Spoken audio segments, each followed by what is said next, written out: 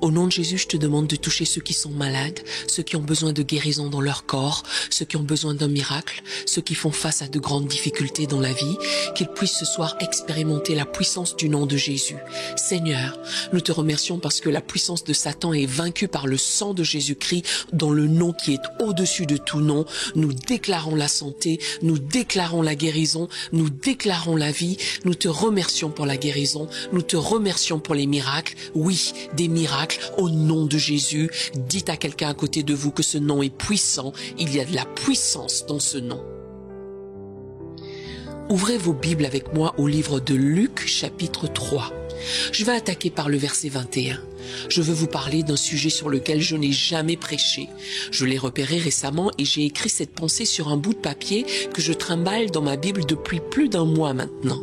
Ce soir, je vais parler de la vie de prière de Jésus. Plus précisément, le fait que Jésus priait. C'est ce qui m'a vraiment interpellée. C'est incroyable les détails qu'on peut négliger toute notre vie. Puis un jour, en les lisant, le Saint-Esprit nous révèle quelque chose que nous n'avions même pas remarqué.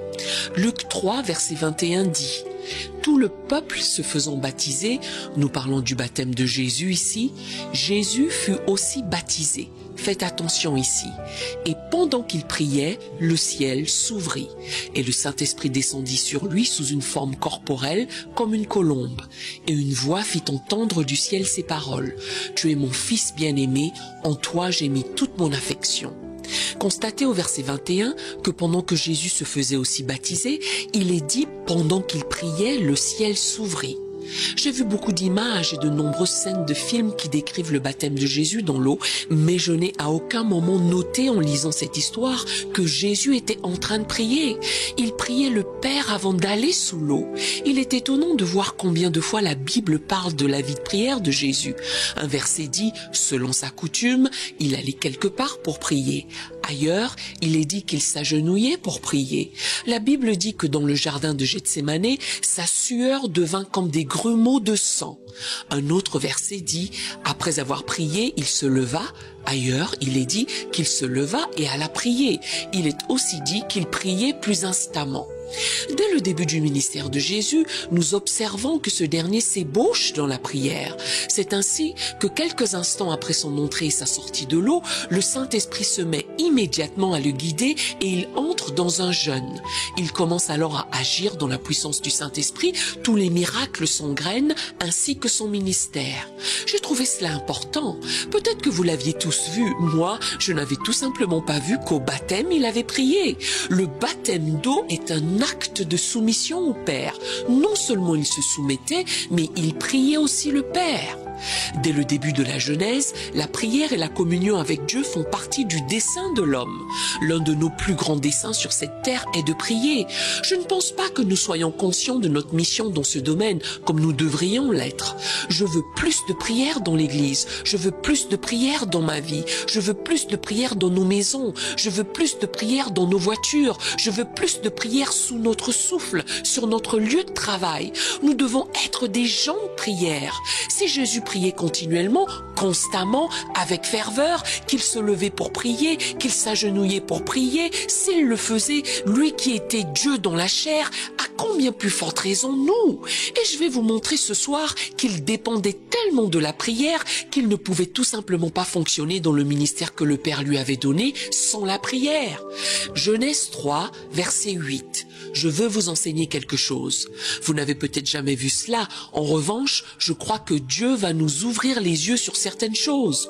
Genèse 3, verset 8 dit: alors il, mis pour Adam et Ève, entendirent la voix de l'Éternel Dieu qui parcourait le jardin vers le soir. Ici, nous avons un aperçu, un indice qu'il y avait une routine, une habitude de Dieu qui descendait les voir à la fraîcheur du jour, en fin de journée, alors que le soleil se couchait. Dieu descendait et communiait avec l'homme et la femme qu'il avait créés et placés dans le jardin. Il n'était pas seulement question d'être là avec eux tous les jours dans le jardin à un endroit spécifique et à un moment précis, mais ils entendirent la voix, ce qui signifie qu'il y avait un son vocal, verbal. Ils entendaient sa voix, le son de sa voix. La version Louis II dit la voix qui parcourait. C'est important qu'elle dise que sa voix parcourait, pas trottinait, pas courait, mais parcourait. Cela implique une aisance, un rythme régulier, une progression régulière.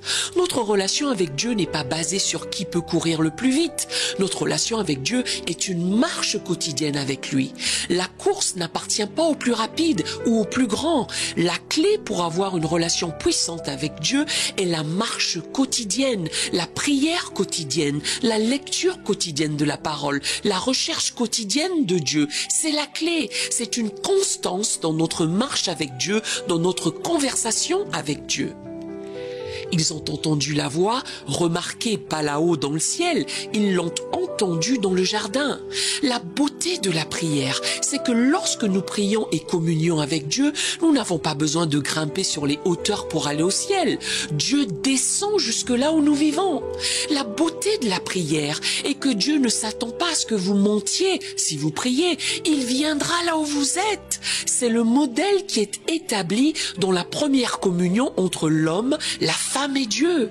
Si nous nous fixons un rendez-vous quotidien pour marcher avec Dieu dans la prière, à l'instant où nous prenons cette décision, que nous entreprenons de lui parler dans la prière, Dieu dit « Je te trouverai, peu importe où tu es. Si tu veux prier et me parler, je te trouverai. Je vais te parler, je vais communier avec toi. » C'est dans la fraîcheur de la journée, ce qui implique que le lieu de prière est un endroit agréable, c'est un endroit rafraîchissant, c'est l'endroit le plus rafraîchissant où l'on puisse aller quand on traverse vraiment des choses. Même quand ce n'est pas le cas, quand les choses vont bien dans notre vie, c'est juste un endroit rafraîchissant, loin de la chaleur, des pressions de la vie. Il dit, viens dans cet endroit rafraîchissant, agréable, que j'ai préparé pour toi. Je vais alléger ton fardeau, je porterai tes soucis, je te délierai, te libérerai de la peur et du tourment. Si tu viens juste à ma rencontre dans la prière, je te remplirai d'assurance, de courage et tu n'auras pas peur. Tu n'écouteras plus la voix du serpent dans le jardin, plus que ma voix. Si tu veux prier, me parler, je viendrai là où tu es, je rendrai ce lieu rafraîchissant dans ta vie. Oh, quel souci inutile nous portons. Tout cela parce que nous ne prions pas. Tout cela parce que nous ne cherchons pas la face de Dieu. Je vais vous poser une question. Pardonnez-moi d'avance pour sa simplicité. Jouez simplement le jeu. De quoi Adam et Ève parlaient-ils à Dieu? Ils n'avaient pas d'enfants, en conséquence, pas de problème. Ils n'avaient aucun stress, aucune maladie, aucun besoin financier, aucun dilemme, aucun voisin à pardonner, aucun problème. Alors de quoi parlaient-ils à Dieu? Il me semble qu'à l'origine, dans sa forme originelle, la prière n'avait rien à voir avec les problèmes. La prière n'avait rien à voir avec les dilemmes, les difficultés ou les crises. Dans sa forme originelle, la prière à ses débuts consistait plus à se connecter à Dieu qu'à toute autre chose. Le motif le plus pur de la prière est « Je veux juste être avec toi ». La seule raison pour laquelle certains d'entre vous restent dans les ennuis, les problèmes, est que c'est le seul moment où Dieu peut se connecter à vous. Il dit, tu t'en sors très bien, je vais continuer à les laisser venir. Tu vas rester dans une autre crise jusqu'à ce que tu apprennes à prier. Donc, si vous ne priez pas, préparez-vous à une crise, car Dieu va vous faire fléchir les genoux et vous corriger, vu que tôt ou tard, il châtie ceux qu'il aime. Si vous l'ignorez, que vous passiez plus de temps sur les réseaux sociaux, la télévision ou autre chose de ce genre, plutôt que de chercher la face de Dieu au moins une partie de votre journée. Vous savez, je n'aime pas prêcher ce genre de choses parce que Dieu le fera pour moi aussi. Dans mon cas, ça peut être les affaires de l'Église, l'œuvre sainte de Dieu. Mais non, ma priorité première est de me connecter à Dieu. C'est ça ma priorité première. Tout le reste peut se faire si je me connecte à Dieu d'abord. Écoutez ce qu'il a dit dans Jean 17, verset 11. C'est Jésus qui prie en disant « Père Saint, garde en ton nom ceux que tu m'as donnés, afin qu'ils soient un comme nous. » La prière de Jésus-Christ était « Je veux être un avec le Père. Père, je prie parce qu'il s'agit d'être un avec toi. » Au verset 21, il le répète. Au verset 22, il le répète à nouveau. Au verset 23, il le répète encore. Qu'il soit un, qu'il soit un, qu'il soit un. Puis vient le but pur de la prière. Le but pur de la prière n'est pas que Dieu vous donne tout ce que vous lui demandez. Le but pur de la prière est que mon attitude ne fasse qu'un avec le Père. Mon esprit ne fasse qu'un avec le Père. Mon caractère ne fasse qu'un avec le Père. Ma nature ne fasse qu'un avec le Père. Que mon jeu et le Père ne fassent qu'un parfaitement pour que je pense comme lui, que j'aime comme lui, que je pardonne comme lui, que j'agisse comme lui, que je vive comme lui, que je le serve parce que nous sommes un. C'est la plus grande, la plus haute forme et le motif le plus pur de la prière.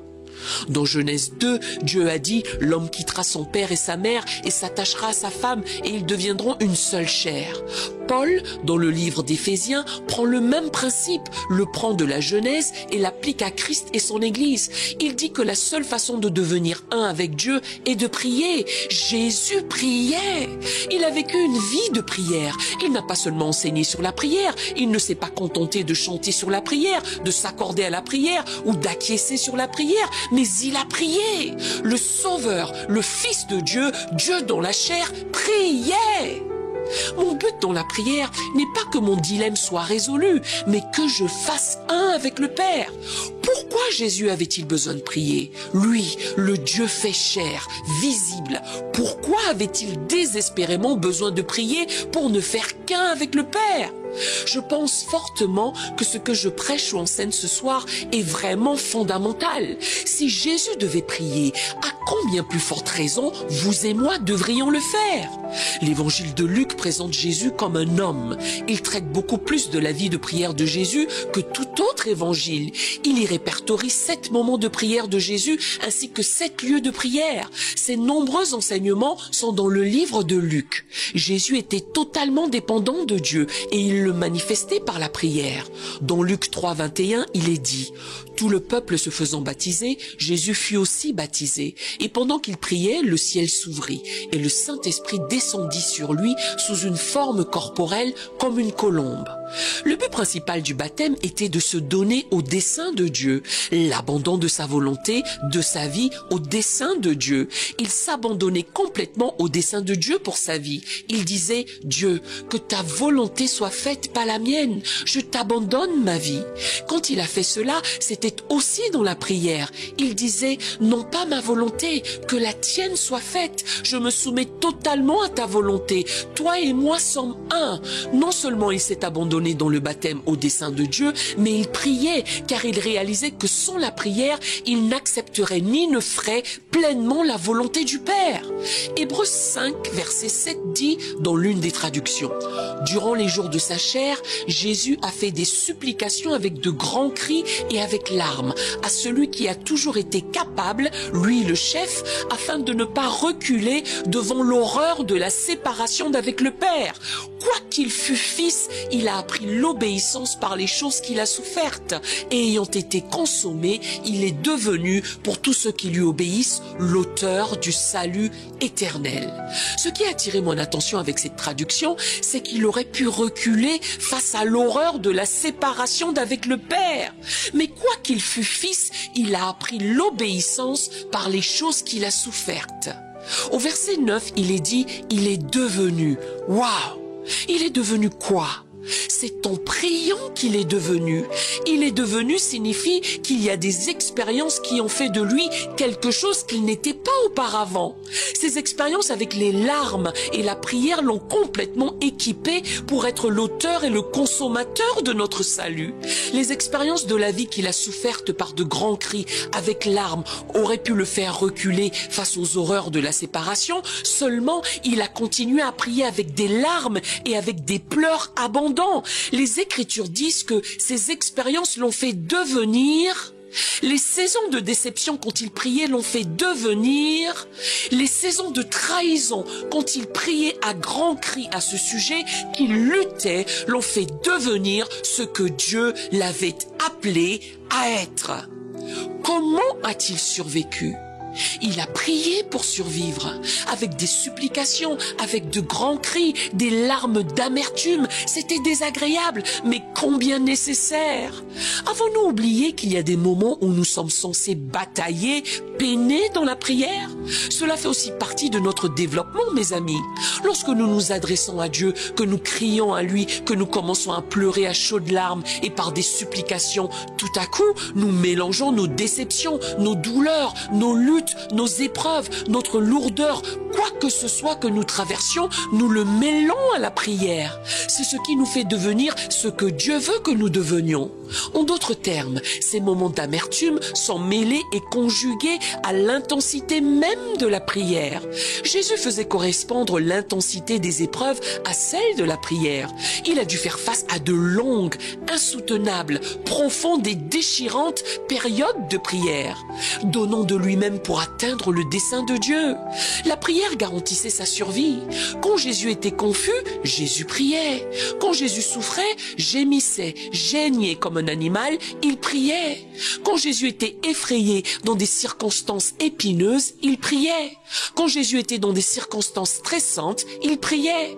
Quand il était déçu, désillusionné, il priait. En prière, en privé, il suppliait, pleurait et se conformait à ce que Dieu le Père voulait qu'il soit. Dieu vous façonnera, vous formera et vous fera grandir pendant les périodes de prière. Votre perte, votre douleur est nécessaire. Je crois que parfois, Jésus criait en disant « Je suis déçu, je suis blessé, j'ai été trahi. » Mais la plus grande horreur est d'être séparé du Père. Alors les épreuves que je traverse ne me sépareront pas de toi. En fait, elles me feront devenir davantage un avec toi. Ce que vous devez faire, c'est adopter une attitude qui dit « Je ne vais pas permettre aux choses qui arrivent dans ma vie, qui frappent ma famille ou peu importe ce que vous traversez. Dites « Je ne permettrai pas cela de causer l'horreur de la séparation d'avec le Père. Bien au contraire, cela va me faire prier plus que jamais auparavant. Je vous le dis, parfois, votre confusion est nécessaire, votre déception est nécessaire, votre cœur brisé est nécessaire, vos questions, votre désillusion quant au fait que Dieu ait laissé certaines choses arriver sont nécessaires. Ce que vous êtes censé faire, c'est mêler tout cela à la prière. D'une manière ou d'une autre, Dieu entre dans tout cela. Il entreprend de faire de vous ce qu'il veut que vous soyez. C'est seulement grâce à la prière que vous deviendrez ce qu'il vous appelle à être. Dieu vous façonnera. La prière est puissante. Jésus priait, vous le devez aussi. Vous allez être utilisé par Dieu. Si vous priez, vous serez oint. Si vous priez, vous aurez de la sagesse. Si vous priez, vous aurez la faveur de Dieu sur votre vie. Si vous priez, vous aurez des portes qui s'ouvriront. Vous aurez tout ce dont vous avez besoin financièrement si vous priez. Tout ce dont vous avez besoin dans cette vie, Dieu vous le fournira. Cependant, vous devez plier les genoux, apprendre à prier. Ainsi vous pourrez demander quoi que ce soit et ça viendra sur terre. Applaudissez et louez le Seigneur. Lorsque vous êtes seul, priez. Lorsque vous êtes désespéré, priez. Mettez de la musique et priez. Lorsque vous avez été déçu, priez. Quand vous avez mal, quand vous êtes amer, quand vous ne comprenez pas, je vais vous le dire comme ceci. Quand Dieu permet le cauchemar, c'est le moment de prier, de faire correspondre l'intensité du cauchemar à l'intensité de la prière. Aussi grave, aussi sévère que le problème soit, vous devez en faire correspondre l'intensité dans la prière. Que vos prières équivalent à vos problèmes. Les faire équivaloir à la prière, c'est de ça qu'il s'agit à Gethsémane. Il a fait correspondre l'intensité du moment de Gethsémane à la prière. La prière était si intense que la sueur de Jésus est devenue comme des grumeaux de sang, tellement il priait avec intensité. Je vais te dire une chose, Seigneur, je vais faire en sorte que ma prière corresponde à mon dilemme. Je ne vais pas m'en aller, je ne vais pas abandonner. Je crains l'horreur de la séparation d'avec le Père, plus que toute autre chose. Je ne peux pas laisser ces choses me séparer de mon temps avec toi. L'aimez-vous assez pour craindre l'horreur de la séparation d'avec lui?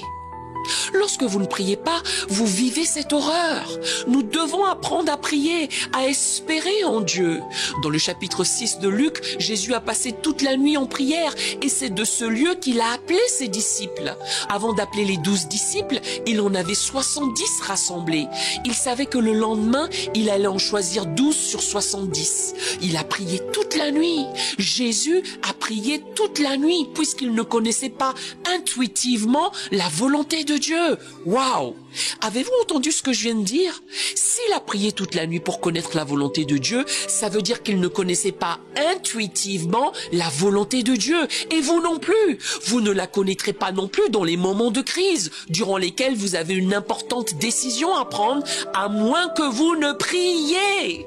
Je ne pense même pas qu'il avait l'intention de prier toute la nuit. L'Écriture laisse entendre qu'il n'avait pas l'intention de prier toute la nuit. Il est simplement allé prier. Néanmoins, les circonstances exigeaient une nuit entière de prière. Je prie jusqu'à ce que je connaisse la volonté de Dieu à ce sujet. Il a prié, il a espéré en Dieu. Dieu s'est révélé, a répondu à sa prière et lui a dit « Je pense que tu as choisi les bonnes personnes, y compris Judas. » Je pense donc que ce que nous devrions faire, c'est prier. Vous savez, nous avons construit cette jolie chapelle là-bas, c'est magnifique. Nous l'utilisons, nous y organisons des enterrements, des mariages, des réunions du personnel et toutes sortes de choses. Cependant, j'aimerais bien voir plus de prières là-dedans. J'aimerais voir cette église s'évertuer à rechercher la face de Dieu dans la prière. J'aimerais voir des hommes et des femmes s'étraîner à faire correspondre l'intensité de leur dilemme à celle de la prière, comme Jésus nous l'a dit. J'aimerais que nous n'allions pas tout le temps en prière vers Dieu pour des problèmes, des crises, des ennuis, mais que nous ayons en fait la révélation que notre prière dans sa forme originelle n'avait rien à voir avec les problèmes ou les crises. Il ne s'agissait d'être qu'avec Dieu, en communion avec lui, ne faire qu'un avec lui. Je veux plusieurs centaines d'intercesseurs qui disent « Je veux prier comme je n'ai jamais prié auparavant ». Je veux des gens qui disent « Je dois prier davantage ». Ma plus grande crainte dans la vie est la séparation du Père. L'horreur de la séparation est plus grande que toute autre chose. Par conséquent, je dois réveiller ma vie de prière. Peu importe si vous êtes jeune, peu importe si vous êtes vieux, tout le monde peut avoir une vie de prière s'il le veut. Tout le monde peut apprendre à prier. Nous allons prier. Je veux que nous levions nos mains partout dans cette pièce. Si vous ne savez pas comment prier, nous allons prier tout de suite. On ne va pas s'inquiéter, on ne va pas essayer d'arranger les choses avec notre pensée humaine et notre intelligence, mais nous allons prier tout de suite. Levez vos mains, commencez à prier, ouvrez la bouche, commencez à prier, priez avec larmes, priez avec de grands cris, priez ardemment dans votre âme, dans votre cœur et commencez à l'invoquer. Je veux que vous disiez Dieu, réveille l'intercesseur en moi, réveille la vie de prière en moi, réveille une onction de prière en moi. J'ai juste besoin de plus de prière. Je fais des choses séparément du Père. J'ai de nouveau besoin de l'unité. J'ai besoin d'être un avec le Père. Je crains plus que tout l'horreur de la séparation. Je me sens distant, alors je prie. Je suis confus, alors je prie. Je ne sais pas quoi faire, alors je prie. Je n'ai pas la réponse, alors je prie. J'ai besoin d'un miracle, alors je prie. Je suis malade, alors je prie. J'ai des enfants en difficulté, alors je prie. Priez à présent, élevez votre voix. Notre nation a besoin de prière et d'intercesseurs. Oh mon Dieu, nous prions maintenant, nous élevons notre voix, nous cherchons ta face, nous cherchons ta face. Oh mon Dieu, tourne nos cœurs vers toi, tourne notre esprit vers toi, libère-nous des chaînes de la mondanité. Oh mon Dieu, que nos cœurs brûlent pour toi, entrons dans ce lieu agréable, rafraîchissant, le lieu de la prière, le lieu de la paix, le lieu du contentement, le lieu de la foi, où l'inquiétude ne peut régner. C'est le lieu de la prière. Réveille ce lieu dans nos cœurs. Aide les hommes et les femmes à t'invoquer à nouveau. Aide les hommes et les femmes à te rechercher à nouveau. Aide les hommes et les femmes à crier vers toi à nouveau. Nous ne connaissons pas intrinsèquement la volonté de Dieu. Nous devons prier pour être un avec toi dans nos décisions. Nous devons prier pour chercher ta volonté, ta voix. Oh Dieu, nous nous soumettons à toi aujourd'hui. Nous venons une fois de plus humblement devant toi et nous disons, oh Dieu, que nous devenions un en toi, que nous devenions un dans le corps de Christ, que nous devenions un dans notre nation, que nous devenions un dans notre pays, que nous devenions un, ô Père, avec toi. Nous prions pour avoir ton caractère, nous prions pour avoir ton intégrité, nous prions pour avoir ta sainteté, nous prions Dieu pour avoir ta sagesse, nous prions pour avoir ta faveur. Si nous sommes un, nous avons tout ce dont nous avons besoin. Ta provision, si nous sommes un, sera ma provision. Ta paix sera ma paix. Ta victoire sera ma victoire. Ta santé et ta guérison seront ma santé et ma guérison. Que nous devenions un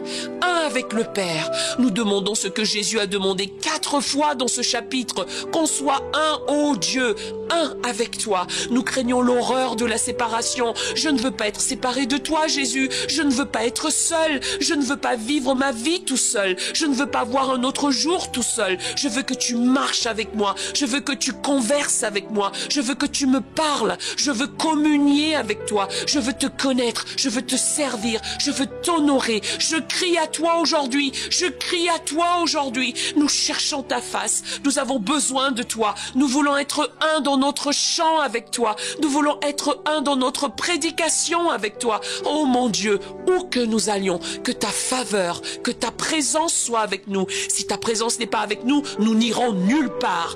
Peu importe si ça semble bien, je veux seulement être là où ta présence va avec moi. Nous devons être un. Partout où je vais, je n'y vais jamais seul. Partout où je vais, je pars en toute confiance, sachant que dans le lieu de prière, ma vie est unie à la tienne, que nous sommes un. Si Dieu est pour moi, qui peut être contre moi? Seigneur, je te loue ce soir, car les démons tremblent lorsque nous devenons un avec toi. Je te loue ce soir de ce qu'aucune addiction vile puisse nous maintenir prisonniers lorsque nous devenons un avec toi, lorsque nous sommes crucifiés avec toi et ressuscités par la prière de la résurrection avec toi. Nous recevons aujourd'hui l'unité avec le Père, l'unité avec le Père dans le nom de Jésus. Oh, alléluia, alléluia, alléluia. Levez vos mains et commencez à le louer.